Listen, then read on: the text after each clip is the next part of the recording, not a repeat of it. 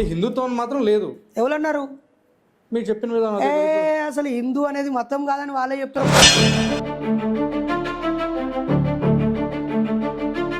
సంస్కృతం తెలిసిన ప్రజలు, సంస్కృతం వచ్చిన కొద్ది మంది, గుప్పెడు మంది, వాళ్ళ కోసం వాళ్ళు రాసుకున్న గ్రంథాలు అవి.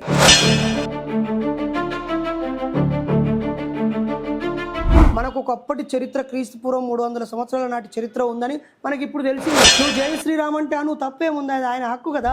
ఇద్దరు రాముని భక్తులు జై శ్రీరామ్ అనుకుంటే తప్పు లేదు.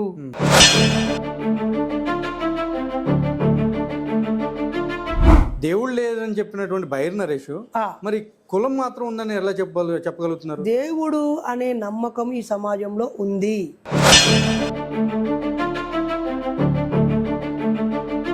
సనాతన ధర్మం అని నా కులాన్ని నాకు అంటగడితే పనులు రాలుతాయి.